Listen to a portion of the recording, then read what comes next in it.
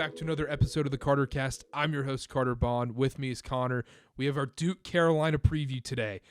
Unbelievable show. We do it with Ross Martin from Inside Carolina. Connor, last year we did it with Zion Olajede at Duke NBA account. Phenomenal follow on Twitter, by the way. He'll be back on the show later on. But I had to switch it up and bring a Carolina guy on this year because Zion coming on might have been bad luck for Duke. Some are asking. It might have been a little bit of a jinx last year considering what happened. I mean, we all know the results. But yeah, it was nice to have a Carolina guy on today, and looking forward to a great interview. Awesome. Well, thank you guys so much for listening. Enjoy the interview, and we'll see y'all next time. All right, we now welcome on Ross Martin from Inside Carolina. You can follow him on Twitter at @RossMartin_IC. How you doing, man? Hey, what's up, guys? Happy to be on. Absolutely. Thanks for taking the time today. First question I got for you, Ross. How did you get your start at Inside Carolina? Was it always like, have you been a diehard Carolina fan, or was it more of like you've acquired that since you started working there? Well, I mean, I started working for 24/7 Sports in Nashville, Tennessee, actually, in Brentwood suburb. And so I started there. I actually answered a Craigslist ad. I used to be a teacher, and I hated I didn't like teaching. I didn't do it for that long, and then I was just trying to get into sports. And 24/7 Sports has blown up, but when I started, they were kind of like a startup, and they were smaller, and they were just hiring a lot of people, and they had a lot of money, I think, to hire people, and they hired me as a paid intern. I did some intern stuff with them. I ended up kind of writing for UNC. They didn't have all the sites they have now, so they were just building out sites. And so I started writing UNC stuff, covering a lot of recruiting, which is kind of how these sites, like, that's the lifeblood of these sites, like Rivals, Scout back then, 24/7 Sports. Recruiting is kind of how you get the diehards to subscribe and stuff. So I was doing some recruiting stuff, covering a little bit. Like, I was young too. It was, mid-20s. Didn't really know what I was doing. But they needed UNC writers. So I had a passion for UNC. I went there, and so I started writing for them. And then, put me on salary. I was full time, and then they moved me to Chapel Hill to cover the team. So I was still working for 24/7 Sports and running the website by myself, which is called Carolina Blue. And then there was a merger. CBS Sports bought 24/7 Sports. There's this huge merger, then another merger. They acquired Scout. That brought me over to Inside Carolina. So I just kind of joined Inside Carolina and started running like their viral content, beat coverage, did a bunch of different stuff, running their Facebook page, newsletter, and I just was brought onto the Inside Carolina staff. Inside Carolina's been going on for a long, long time. And so I was brought in. So I've been with them now that was 2017. So for about 5 years now, 6 years, I guess almost 6 years now, I've been with Inside Carolina. So that's kind of how I got into it. It was answering a Craigslist ad, working hard, and then getting on to like one of the best sites in the country with Inside Carolina, with a great support staff. And it's been awesome working for them because it's truly, very professional, and, they send you everywhere to cover UNC, and it's been a great way to be involved with sports media. Shout out 24/7 Sports, our guy Adam Stenko over there. Yeah, I know Adam. Yeah, he's the CEO. Yeah, he comes on. He comes on here a lot and does the show with us. Yeah, he's been on like 3 or 4 times. Yeah, I met him once. Yeah, he's the new CEO. They've been there about a couple of years now, I think. Yeah, he's a good guy. Good friend of the program. I was going to ask you. So you are like a Carolina fan at heart, whatever. How much money would it take you to move to the NC State or the Duke beat? Oh. Yeah, I mean, I've always said, like, I don't think I would cover any other team because it's just like UNC's, it's one of the premier basketball teams to cover. And then, like, football is, fun. It'd be cool to cover, like, an awesome football team, like Bama or Michigan or Ohio State or, a team like that. But, I'll do – everybody has a price, right? I'd do it for a little bit of pay raise for sure. I think it'd be cool to cover a different team. But, it'd be tough to cover – like, you have to have a passion for what you do, especially when you're working for a team site. On the message boards, on these like really hardcore podcasts, like you have to have a passion for the team, I think, or unless you're just super professional and just, most people that work for Inside Carolina, have some vested interest in UNC. And so I think having a passion for it when you work for a team site like this is important. And like, look, we're very unbiased. Like we'll rip the team, ask the tough questions. I think Inside Carolina does a great job with that. But I think, to bring that passion, it helps to have some sort of vested interest in the program, in the school, and in the university. Have you, speaking of the message boards, actually, when I was a kid, I used to like log onto my dad's account, like behind his back, and like go and like, talk trash on there, whatever. Have you had any like good interactions with some of these fans on the message boards? Because it can get pretty heated on there. Yeah, I don't do too much on the message boards in terms of just going back and forth with people. And I post the news, post injury news, right? Post stuff I think needs to be posted. Things I think will do well on there and get us more traffic and stuff. But I don't get too deep. I do read them all. I mean, I do read a lot of them. It's tough to keep up with it. I mean, that's one of the things. Inside Carolina has one of the best message boards in the country, super active. I mean, compare that if you go to Inside Carolina message boards, Tar Pit Football one or UNC basketball one, compare it to another one. I mean, some other ones, like, it's crazy, night and day difference. But I don't get too into the weeds with going back and forth. There's some funny stuff. There's some crazy stuff. I mean, it truly is like the fanatics of the teams, and it's fun. I think it's I always tell people it's like one of the last truly like open and free kind of American things where you can just say whatever to a certain extent behind a screen name and not have consequences. I guess Twitter is like that a little bit, but Twitter sometimes your name's on there, but people can say whatever on message boards. It's kind of the last kind of free way to speak your mind. Yeah. All right, let's transition here. Let's talk about what matters right now. Saturday, Duke, Carolina, the rematch is back. I think Duke is going to be roughly around a 3.5-point favorite in Cameron. What are your expectations going into the game? Yeah, it's odd, man. It doesn't have as much hype, I think, as obviously as last year's. I mean, there's nothing going to be more hype than last year in Cameron with Coach K's last game, and then the Final Four matchup too. So it doesn't have the hype at all yet, because both teams are kind of having subpar seasons. Right outside the top 25. UNC's coming off a loss.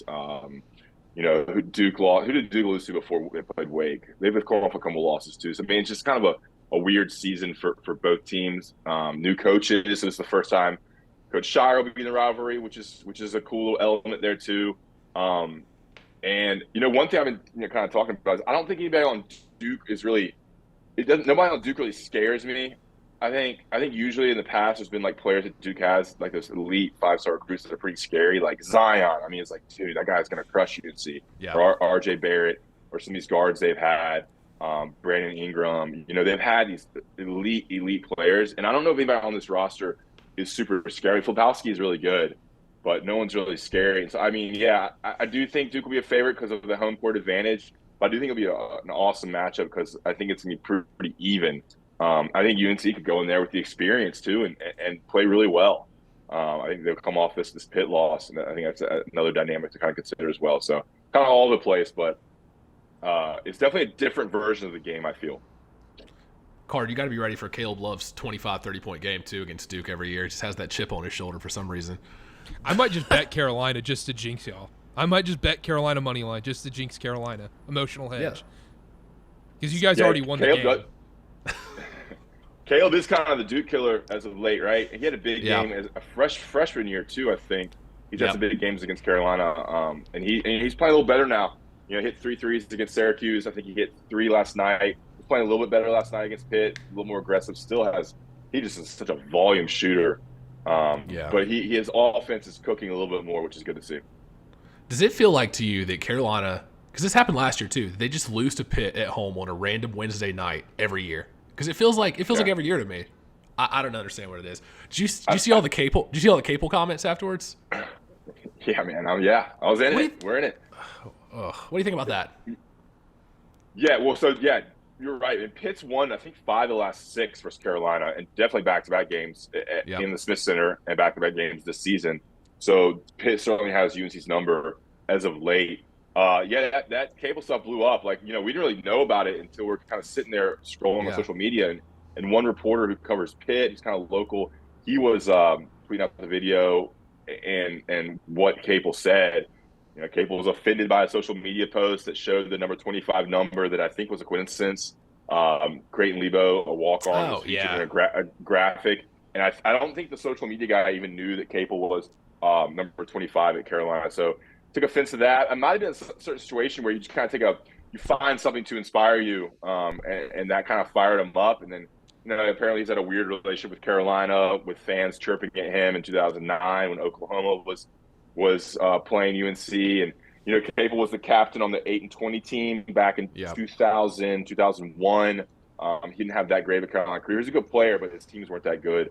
Of course, Jeff Capel is a former Duke player, Duke coach, so there's a lot of interesting dynamics. But it was kind of funny, man. It's good drama. I mean, it was interesting. It was kind of funny to hear it all go down last night. The whole graphic thing, it just seems like the social media team like rotates the players. We're on game 20 something now, so they've already gone through a lot of the starters and role players. It just seems like it was a coincidence. I don't know. Yeah, I don't think there's any malice in it. UNC's SID came in and said the social media guy had no idea that Capel was 25. It was a big coincidence. So who knows? But I know the guy who runs UNC's the graphics and social media. I mean, he's like 23, 24 years old. So he was 2 or 3 years old when Capel was playing, and so it was a big coincidence. But it was funny. Yeah. Capel it seemed like Jason Capel was pretty pissed, and he was mad last year too. I mean, he was talking a lot of shit last year as well. Yep. Going back to the Duke-Carolina game, what's going to be the key in this game? I think, for myself, I think it's going to be foul trouble. I think whichever big gets into foul trouble first is going to dictate this game, whether it's Bacot, whether it's Filipowski. We know the ACC refs are going to have a chokehold on this game and dictate what happens, it feels like. Yeah, it sounded like a big-time sports talk radio guy with that tape.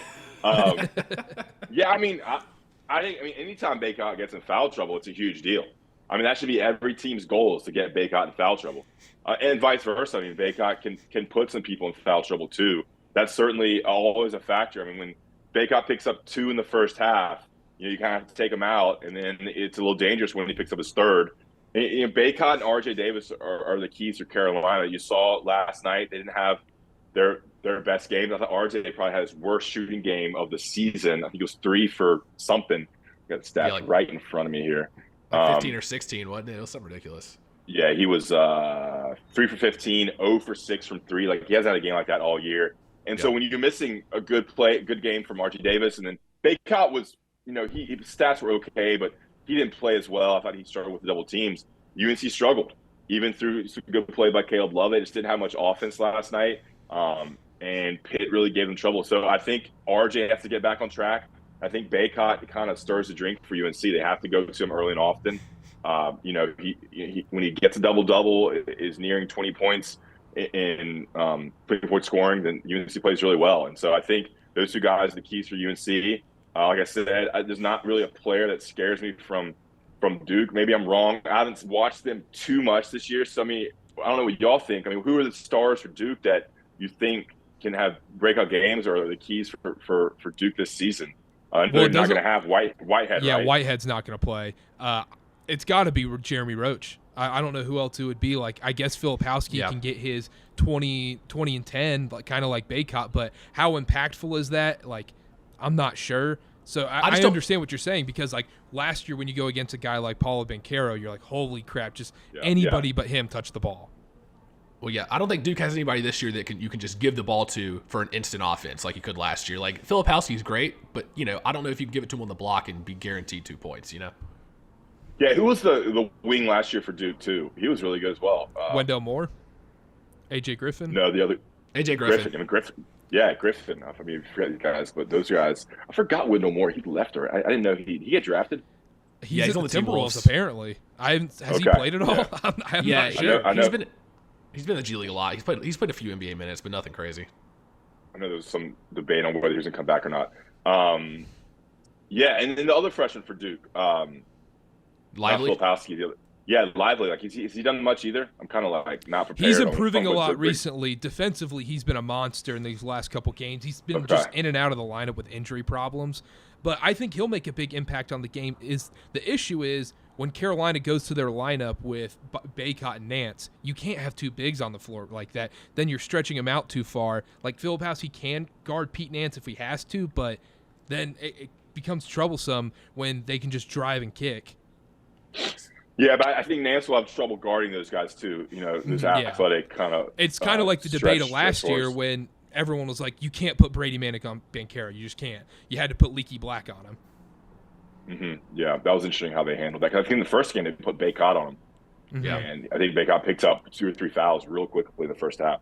I think on paper, UNC's guards, stand out more than I think Duke's guards too. But, Caleb Love's been in a slump and RJ Davis struggles shooting here too. So there's a lot of factors in play. I think, the fact that I'm not really too sure on Duke's roster just shows I haven't been locked in as much on Duke because every year it's just new players. I'm surprised the young kid, the transfer, I mean, he's been pretty steady for Duke. An interesting dynamic there with him and Pete Nance, both Northwestern transfers. I imagine he'll guard. Will Ryan Young guard Baycott? Unfortunately, probably. I think Ryan Young is going to be the detriment to Duke's game on Saturday. Okay, interesting.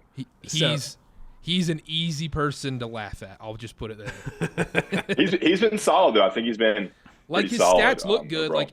I don't know if you've watched the Charlotte Hornets, but it's kind of the equivalent to watching the Charlotte Hornets right now where Mason Plumlee, he puts up great stats. When you look at the box score, you're like, wow, this guy's awesome. But defensively and the flow of the game, it's really frustrating, and it limits you so much having him on the floor. Kind of the same with Ryan Young. Yeah. Ross, I did want to ask, how much this year has this team missed Brady Manick? Because in the offseason, I think a lot of people were like, oh, Pete Nance will just slot him right into that stretch 4 role. He's going to be just as good of a shooter, just as much of a threat. I was guilty of believing that a little bit too. I think he's a little bit of a step down with that game-breaking shooting that Brady Manick bought. What do you think?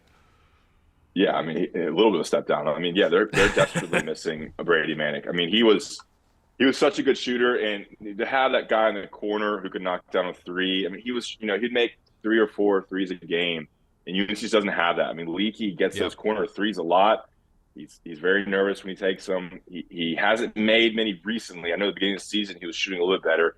Leaky's not a 3-point threat. Nance is just not even close to the 3-point threat that Brady was. He's kind of a little awkward shooter. Brady had such a quick release, such a high release. He was kind of a dog too on defense. He wasn't the best defender, but he was a dog on defense. He would get his nose in there. He could score on the basket. He was creative. They're missing him. That's why this team is not as good. Beyond Caleb Love struggling a little bit. I think Armando has been just as good as last year, but they're missing Brady Manick. They're missing that fire, that 3-point shooter. You have to have in this offense. You have to have a 3-point shooter, and they just don't have that this year. And so that's why this team is struggling compared to last year. Now, if you look at this, is kind of where UNC was last year too. Yeah, they were, rolling with 6, 7, 8 losses at this point. They lost to Pitt. I'm not sure if the timing exactly works out, but this is about when they started going the run. They lost only 2 games for the rest of the season. They lost to Pitt and they lost to Virginia Tech in the ACC championship game, but they rolled off, I think, all the wins until losing to Kansas in the national championship game. So. Yeah, I mean, you're right. I mean, Nance, they thought he could maybe be a little bit more of a offensive threat. I think he's lacking in that department. They're missing Brady. Pete's kind of just a guy. He's going to give you maybe 10 to 12 points. Sometimes he'll disappear and only give you a basket or 2.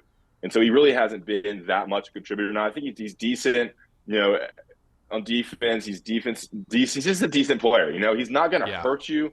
But he just doesn't provide you a plus, on any really area. It also sucks Puff Johnson hasn't been able to stay healthy this year. I thought he was going to have a big year, but, I see him in khakis and a polo shirt 2 out of every 3 games. So Yeah. They're missing some sort of impact off the bench as well. Yesterday, last night, no one really gave them a boost off the bench. DeMarco Dunn didn't really do much. Jalen Washington didn't play much at all. Tyler Nickel, Dontrez Styles, Seth Trimble didn't do much at all. I mean, they're missing any sort of contributions consistently off the bench. They've had moments. I mean, DeMarco Dunn, I thought, been okay in certain games, but I think you're right. Puff should be that guy, and he hasn't been able to stay healthy, and he hasn't really been consistent either as a performer. Yeah. UNC's next 8 games: at Duke, at Wake, home Clemson, home Miami, at State, at Notre Dame, home Virginia. What are your expectations going into those 8 games, which is a brutal stretch in the ACC? 4-4. Yeah. So how many games they have left? They have, I think, 10, 1, 2, 11 3, 4, games 5, 6, 7, 8, 9. I ripped 1, off 2, 8, 3, I think. 4, 5, 6, 7, 8. Yeah, no, I mean, that's a tough stretch, right?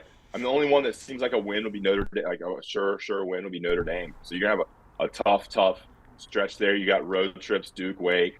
I think State's going to be really tough. They're playing really well right now. Baby T had 32 points last night. Yeah. They're rolling. The big guy there too, who's DJ Burns, is playing well. I got love at him. State. I love him. him. And then the two home games coming up, Clemson and Miami. Those are two of the better teams in the ACC, both ranked. Clemson's 20, Miami's 23. So those are tough. I haven't seen Miami play much this year. Clemson lost to Boston College, and you got Virginia at home too. But what comes with that is opportunity. I mean, they have an opportunity for some big wins, starting with Duke. The opportunity to move up in all the different rankings and net stuff that helps their NCAA chances and seeding chances. So it's a tough stretch here for UNC for sure. Because look, who they beat in the ACC, it's been a down Notre Dame team, a down Louisville team, Boston College, Syracuse, and teams that aren't as strong. The losses have come against the good teams, Pitt, Virginia, Virginia Tech, I guess, lost to in December too. Yeah, so it's a tough stretch, but this is it. You lock in now. It's February, March. This is the time. These are the exciting games. How do you see? So they're 7-4 in the conference right now.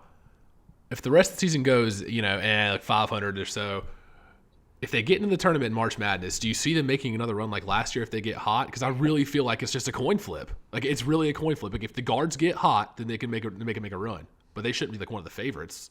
What do you think? Yeah. I mean, it's hard to kind of say they're going to make a run like last year. I think last year was a once in a generational run, and they were preseason number one. But I think as we've seen, they just aren't as talented or aren't as good as we thought they were going to be. I think a lot of that to do with Pete Nance and just the chemistry seems a little bit off. But they have the players, man. I mean, last night we were asking them some questions, and we're like, why haven't Love, Davis, and Baycott kind of all been on at the same time? They really haven't all had big games together in the same game. And so, but if that happens, like if Love's shooting well, RJ scoring, and Baycott scoring, it's one of the better trios in college basketball. So I think it's matchups. I think it's getting all three guys on the same page. And I think Leaky and Nance, need to do a little more and be more aggressive offensive players and contribute more. I think Leaky's kind of fell through the cracks here. And we've talked about Nance already, but they haven't all performed at a high level in every game. That's what this team's missing. Last question for me. How irrelevant is seeding going into this year's NCAA tournament? It seems like every college basketball team is kind of neck and neck with each other. No one's that much better besides maybe Purdue. Do you think seeding is that important this year? Like, obviously, it sucks being an 8 seed and then you got to go play a 1 seed, but if Carolina can get up to a 7 or a 6 seed, like going to play a 6-3 game is nothing. It's going to be a pick 'em, or even the 6 seed could be favored against a 3 seed in this year's tournament. Yeah, I mean, I think you're right. No real team. I mean, what are the best teams, like you said? Like Houston, Purdue. Yeah, Purdue. Yeah, Tennessee stinks.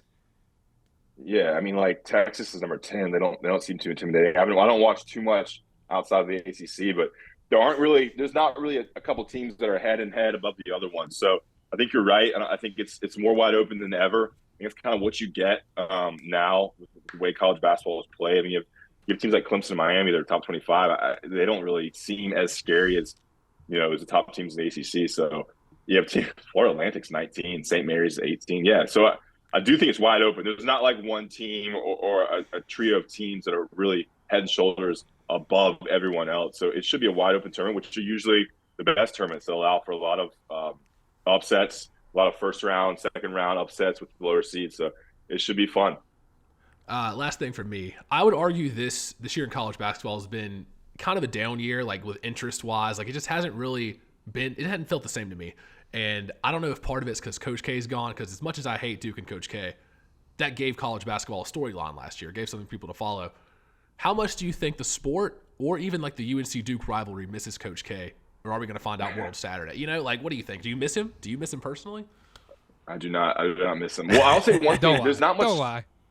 There's not much star power this year, right? Right. Like, who are the top even the top players? Like Brandon Miller is probably the top draft pick. He's going to be number 3 overall out of Alabama, but it's Scoot Henderson and Victor Wembanyama are head and heels above the other guys in college basketball. It's a down draft. Yeah, was that second guy? Is he an international guy too? He's G in League. the G League Ignite. Gotcha. Yeah, you guys are locked in more than I am to college basketball. I think there's a little bit of a lack of star power, a lack of really good teams like we talked about. And then, I think when some of the blue bloods aren't as good, Duke, Carolina, Kentucky, when they're kind of out of the top 25, there's less interest. And I do think, to your point, the game, misses some of those big time coaches like Roy Williams, Coach K, Jay Wright. Some of those guys. I'm not gonna miss Jim Boeheim. I'll just tell you that right now. Yeah, he's been a dick recently. He has. Oh my God. Those, those are big time personalities, guys who have been kind of the heads of the game for 30 years, and so there's a little bit of vacuum there. But there will be guys that emerge. You would think, but it's kind of changing of the guard. Changing the guard there in terms of the big names in college sports, college basketball. I know you hate doing this. We'll get out of here real quick, but I need a score prediction for Saturday. Okay. Gosh, I don't know if there's gonna be a lot of points scored or not. I'll go. The refs want to call some hand touch fouls. Come on, you know they want that. Yeah, I'll go. Yeah, I'll go a little bit lower scoring. I'll go. I think UNC can win this one. I think coming off the Pitt loss, they'll be a little bit more inspired. I think the experience of playing this game will help. Guys like Caleb Love, R.J. Davis, Armando Bacot, Leaky Black, who's Leaky Black's played 4 games there now. So I think that really helps UNC. I'll go Tar Heels 71, Duke 67. Connor, give me a score. Couple free throws there late for the Heels. I'm kind of liking the low scoring kind of thing here, Ross. I'm going Carolina 68, Duke 61. I'm going to go Carolina 107, Duke 52. Carolina already – no, I'm kidding. I'm going to go Duke 73, Carolina 69. Oh, you go. You got to roll with the Devils, huh? Fair. I like that one. I like the under in that game. Yeah, I just hope it's a good close game. I mean, a UNC blowout would be sweet. Those are always fun, but if it's a close game, tight, there's nothing better than watching those Duke Carolina games that are there late. Yeah. Crazy stuff always happens, so it'd be fun to watch. Awesome, man. Well, thank you so much for coming on. Follow him on Twitter at @RossMartin_IC. Great stuff from Inside Carolina. If you're a Carolina fan, if you're a Duke fan, it may want you to throw up. But anyhow, thanks for coming on. I really appreciate you, and thanks for coming on, man. All right, appreciate it, guys. Thanks for listening to our interview with Ross Martin from Inside Carolina. Really appreciate you guys tuning in. Make sure to subscribe to the podcast. Next week, we're having our NBA podcast coming on Monday night, early Tuesday, and then we'll be back next week. Super Bowl props show, NFL football pod. Can't wait for that. My revenge game coming for Billie Jean King. Thank you so much for listening. We'll see y'all next time.